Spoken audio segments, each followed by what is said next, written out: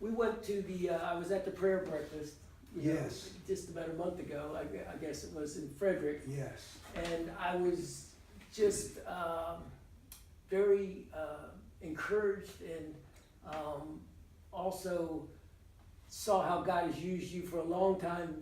Unless you ask we're not going to find out much about you. Now, just kind of share about coming to Frederick. How did that happen? And that seems to be a foundation for the churches starting to come together that started 30 years ago. So I'm just really curious. That was a very special moment.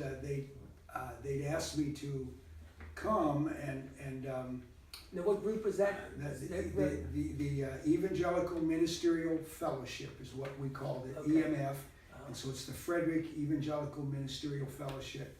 So they'd asked me to come because it was the 30th anniversary, and so and I stopped participating when I stopped pastoring church 20 years ago, and went on to first to do archaeology and then to downtown Baltimore.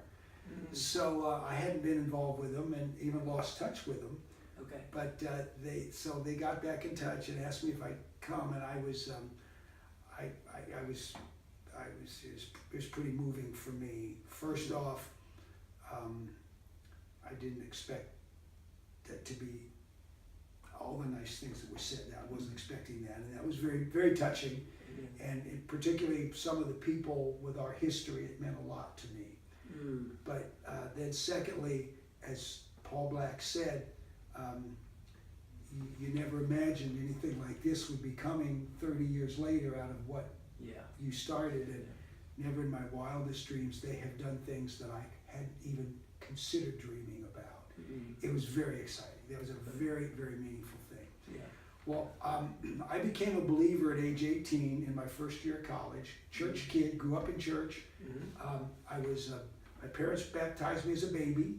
At age 12, my family joined a Baptist church, and I got immersed. But I never had a personal relationship with Jesus. And in fact, I just always thought I was too bad. I wasn't a bad guy, but I knew my heart wasn't good. And so I actually remember a Sunday school teacher asking us if we knew Jesus and had Jesus in our hearts and were going to heaven, and I was the only kid in the class that didn't raise their hand. So he took me out in the parking lot, and we sat down in his car and we talked. And I can remember saying, I just think I'm too bad. And it was just all my own personal self-doubt and, I guess in one sense honesty that I knew it wasn't that good. And so at age 18 in my first year of college, girlfriend broke up with me, and I just thought I was going to kill myself. I just didn't think I could make it. And at that time, I'd actually walked away from church for a while, and I went back to church, had a spiritual awakening.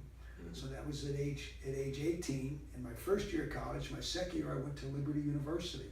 Liberty was started the school that next year, so I was in the founding class. Wow. And finished my next 3 years.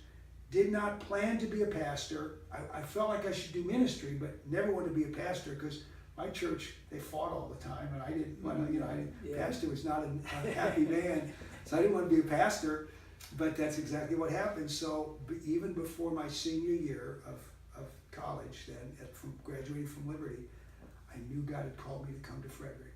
Wow. I just knew it. Wow. I grew up in the D.C. area.